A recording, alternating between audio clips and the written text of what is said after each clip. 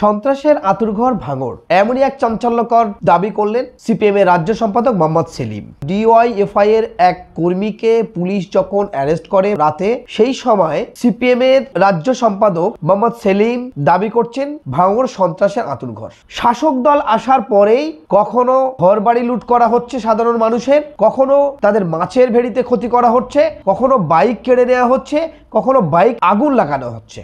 সত্যি তাই, আমরা দেখেছি শাসক দলের আমলে ভাঙড়ে লাগাতার সন্ত্রাস চলছে। নওশাদ সিদ্দিকী একমাত্র বিধায়ক আইএসএফ এর, ভাঙড় থেকে যে বিধানসভায় একমাত্র যেতে পেরেছে, তার প্রতিও তার কর্মীদের প্রতি লাগাতার সন্ত্রাস চলছে। শুধু ভাঙড়ের এই সন্ত্রাস, আজকে মোহাম্মদ সেলিম যখন বললেন ভাবতে হবে সাধারণ মানুষের, এই সন্ত্রাসটা আজকে জন্ম হয়নি ভাঙড়ে। বিগত 34 বছর বাম জামানায় রেজ্জাক মোল্লা, বর্তমানে তিনি চাষির বেটা সেজেছিলেন, সিপিএম ছেড়ে আবার তৃণমূলের মন্ত্রিত্ব পেয়েছিলেন। লাগাতার সন্ত্রাস হয়েছে, হাড় হিম করা সন্ত্রাস। মানুষ ঘর ছাড়া হয়েছে, লুট হয়েছে, দেশ থেকে দেশান্তরিত হয়েছে। ভাঙড়ের প্রতিটা মানুষের কোনায় কোনায় তাদের অশান্তির জেরবার হয়েছে। মোহাম্মদ সেলিম যখন আজকেই স্বীকার করছেন ভাঙড় সন্ত্রাসের আঁতুড়ঘর, এটা স্বীকার করার অবশ্যই দরকার ছিল মোহাম্মদ সেলিমের। বাম জামানায় আমরা দেখেছি কখনো পাওয়ার গ্রিড, কখনো সোলপুর, কখনো ভাঙড়, রাস্তা কি রাস্তা অবরোধ করে টায়ার জ্বালানো, গুলি চালানো, প্রকাশ্য দিবালোকে বন্দুক অস্ত্র পর্যন্ত দেখা গেছে ভাঙড়ের। কিন্তু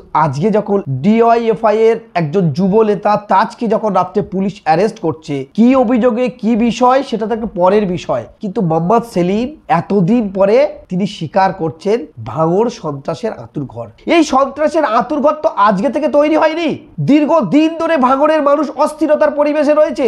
দীর্ঘদিন এখানে সন্ত্রাস হয়, এখানে একের পর এক রাজনীতি আসে, আবার রাজনীতি যায়, আবার কেউ আসে আবার যায়। সন্ত্রাস কিন্তু এখানে থেমে থাকে না।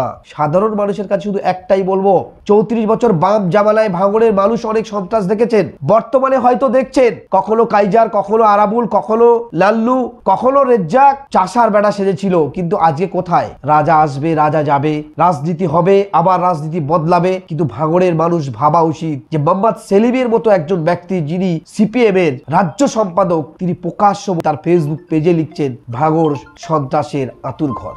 একজন ডিওয়াইএফ এর কর্মী যখন পুলিশের কাছে সে অ্যারেস্ট হচ্ছে, তাকে নিয়ে যাওয়া হচ্ছে, তখনই ফেসবুক পেজে যখন মোহাম্মদ সেলিম লিখছেন, যিনি বামফ্রন্টের চেয়ারম্যান, তিনি যখন লিখছেন ভাঙড় সন্ত্রাসের আঁতুড়ঘর, সাধারণ মানুষের কাছে বলি কবে এই আঁতুড়ঘর শেষ হবে? তৃণমূলের কাছেও বলি কবে এই আঁতুড়ঘর শেষ হবে?